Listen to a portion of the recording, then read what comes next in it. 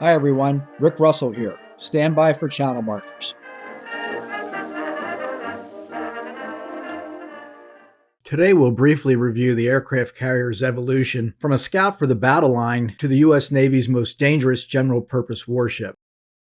For starters, let's dispel the myth of the so-called gun club of battleship admirals trying to impede naval aviation's development.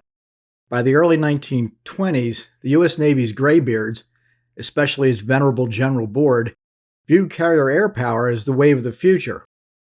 And as old Abe Lincoln said, the most reliable way to predict the future was to create it. So, following up on earlier experiments, the Navy converted a surplus collier into its first aircraft carrier. Named Langley, she was commissioned in 1922. She was slow and had modest capabilities as a ship, but even as a seagoing test platform flying primitive aircraft, visionaries believed the carrier could become the centerpiece of the fleet and push the Navy to acquire more of them. They soon got their wish. After World War I, the U.S. Navy was in downsizing mode. The Washington Treaty made deep cuts into capital ship construction, canceling 7 battleships and 6 battlecruisers, but permitted the U.S. to convert 2 of the incomplete battlecruisers into carriers. They became Lexington and Saratoga, our second and third carriers. They were huge ships, as long as Titanic, heavier than the Navy's newest battleship, West Virginia, and as fast as a destroyer.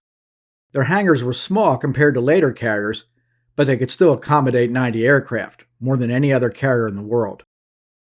The Navy commissioned both ships in late 1927, and they performed especially well in 1929's Fleet Problem 9, when the concept of an independent carrier task force was tested for the first time.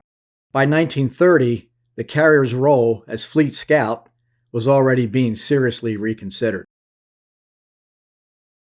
At this juncture, what was holding back the carrier's development as a major offensive weapon? First, carrier aircraft were comparatively inferior to their land-based opponents. Useful as scouts, early on most planes served interchangeably as fighters and erstwhile bombers. But they climbed too slowly and could carry only tiny payloads. They didn't fly at night.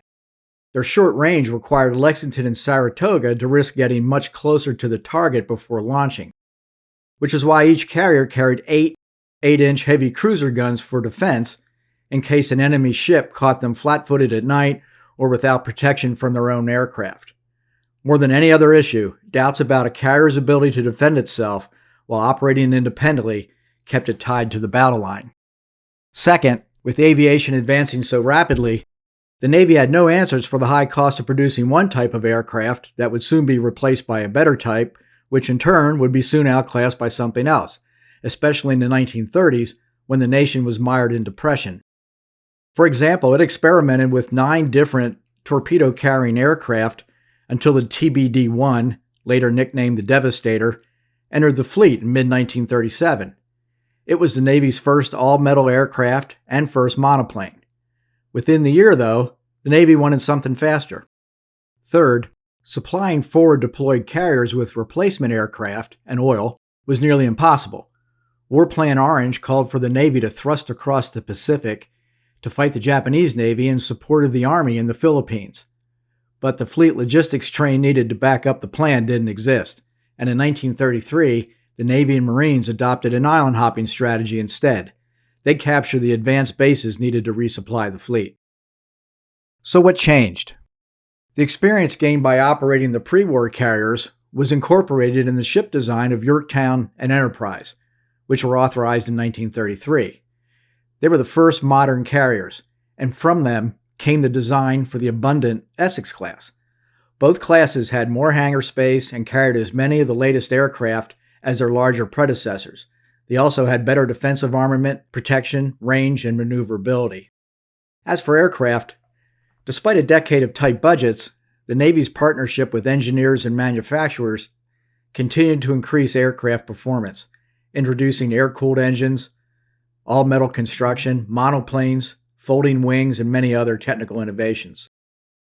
Finally, the effectiveness of radar went a long way to overcoming a persistent belief in the carrier's vulnerability to air and surface attack.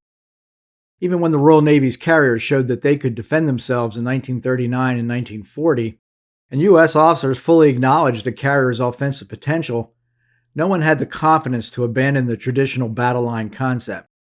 Yet the results of the Navy's own exercises in the summer of 1941, using new radar installations to enhance protection and mobility, led Rear Admiral Ernest J. King, then commanding the Atlantic Fleet, to argue to the chairman of the General Board that the current carrier construction plan was entirely unsatisfactory.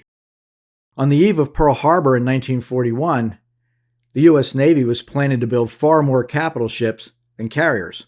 1 year later, after the epic carrier battles against Japan in 1942, the reverse was true.